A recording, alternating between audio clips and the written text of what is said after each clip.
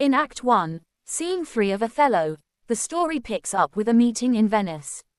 The Duke and the senators are urgently discussing news that the Turkish fleet is planning to attack Cyprus, a strategic island that Venice controls. They know they need their best military leader to protect it, so they decide to send Othello to lead the defense.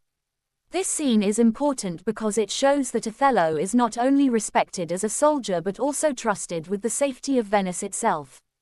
At the same time, Brabantio arrives, angry and distressed, because he has just discovered that his daughter, Desdemona, has secretly married Othello. He accuses Othello of using magic to win her love, as he can't believe she would choose Othello on her own. Brabantio's words reveal his prejudice. He assumes that Othello's race and background make him unworthy of Desdemona. The Duke listens to Brabantio's complaints and then allows Othello to defend himself. Othello gives a powerful speech about how he and Desdemona fell in love. He explains that he didn't use any spells or potions. Instead, Desdemona was drawn to his stories of adventure and hardship from his life as a soldier. He speaks openly and honestly, showing his dignity and integrity. His words help convince the Duke and the other officials that he has done nothing wrong.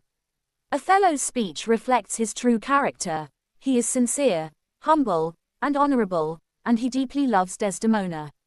Desdemona is called in to speak for herself, and she confirms that she willingly married Othello. She declares her loyalty to him, which surprises Brabantio and forces him to accept the marriage, even though he is unhappy about it.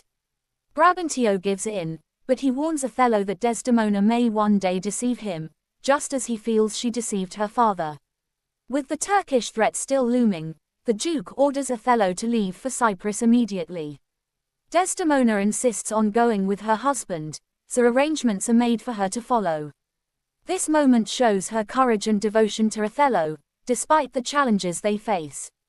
In a private conversation after this, Iago starts planting the seeds of jealousy in his friend Roderigo, who is also in love with Desdemona and devastated that she has married Othello.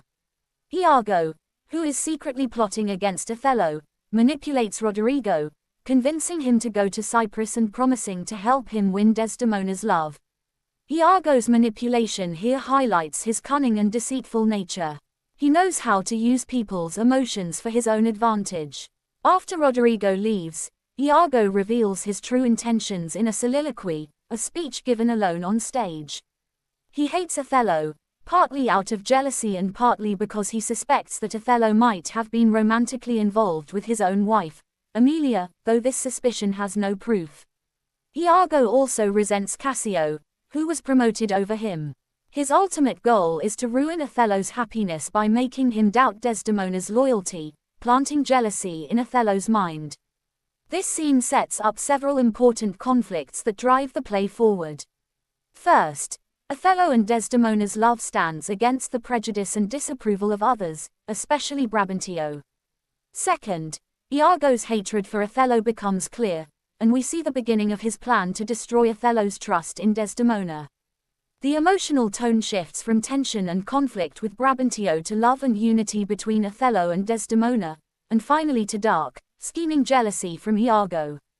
This scene is crucial for the play's narrative arc because it introduces Othello and Desdemona as a devoted couple facing prejudice, while Iago emerges as a manipulative villain whose deceit and jealousy will drive the tragic events that follow.